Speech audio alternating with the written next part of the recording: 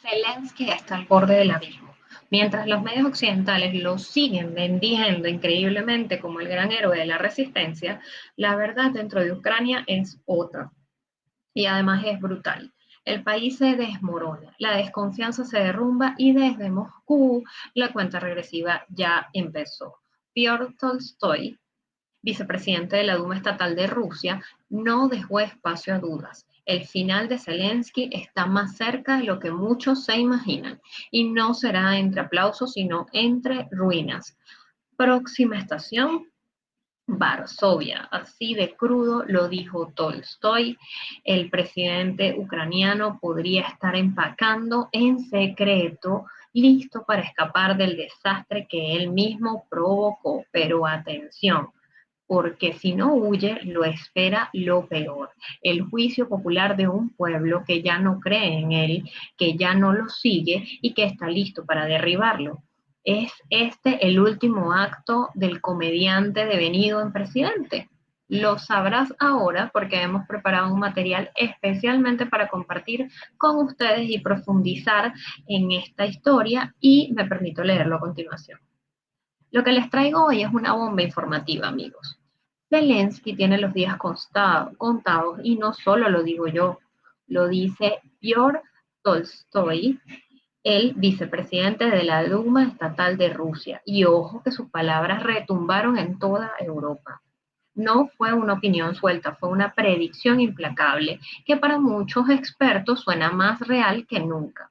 En sus últimas declaraciones, Tolstoy no se quedó ni se guardó nada. Dijo clarito que el destino de Zelensky ya está escrito y no es un final de película donde el héroe vence, nada que ver, para nada. Según él, el cierre de de la operación especial rusa marcará el fin de Zelensky y no será bonito, habrá desesperación, huida o algo peor.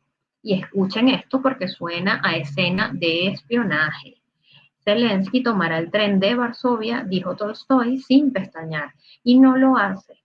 Y si no lo hace, la cosa puede terminar mucho peor. El pueblo ucraniano, cansado y furioso, podría hacer justicia por su cuenta y eso, familia, sería una escena dantesca en pleno corazón de Kiev. Pero, ¿de dónde sale tanta brutalidad en la predicción? Pues no es improvisada, ni es propaganda vacía, es el reflejo de lo que está pasando en Ucrania, un país quebrado por dentro, donde las tensiones ya no se disimulan y Tolstoy no es ningún improvisado, lo dice con toda la seguridad. Esto se va a poner peor. Zelensky, amigos míos, entonces estaría en la cuerda floja con Ucrania en un colapso económico que representa el 35% de contracción, el 60% de los ucranianos perdiendo la confianza en él. Tolstoy en ese sentido no lanza predicciones vacías o al aire, sino una predicción basada en hechos reales. Pero sigamos con el resto del material porque esto no acaba aquí. ¿Y por qué Rusia dice que intervino? Pues Tolstoy, por seguridad, no solo de Rusia, sino también de millones de personas en Ucrania que, según él, han sido perseguidas por hablar en ruso. Y sí, como lo escuchan, Zelensky está detrás de todo esto desde que llegó con la ola del Euromaidán. Tolstoy afirma que la verdadera meta es liberar 20 millones de rusoparlantes. Esto no es nuevo, esto se ha dicho desde el principio, oprimidos por una ucranización artificial, y ojo que ese término, porque ojo con ese término porque esto no es solo idioma, es cultura, es identidad, es historia, es una forma de ver el mundo y su relación con el pasado. Recordemos que Ucrania forma parte de los países que formaban la Unión Soviética, entonces de allí radica. Cuando Tolstoy dice queremos que hablen su idioma y aprendan su historia, está hablando de un proyecto mucho más profundo. No es que quieran enseñar ruso a la fuerza, no. Lo que quieren es que esos ciudadanos se conviertan en lo que llaman Matkurs, personas sin memoria, sin raíces y sin identidad. Y esto empezó desde el primer día del Euromaidán. Desde entonces, Kiev habría aprobado leyes durísimas contra quienes hablan ruso en su vida cotidiana, una purga lingüística y cultural.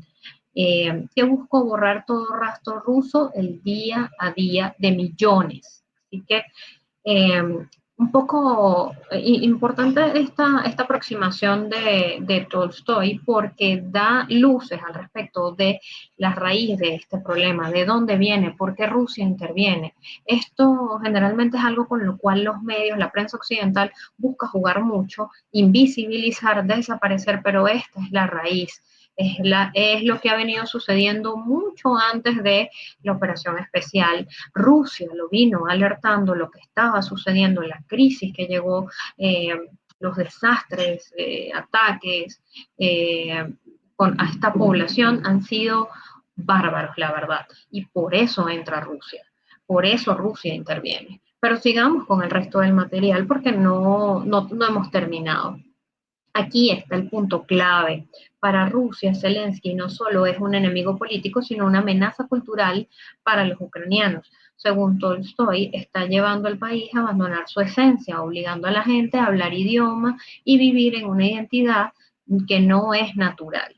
Y claro, Moscú no lo ve como un simple actor político, lo ven como un arquitecto del desastre, el tipo que tomó el país completo y lo convirtió en un experimento de Occidente. Y ahí viene lo fuerte para Tolstoy.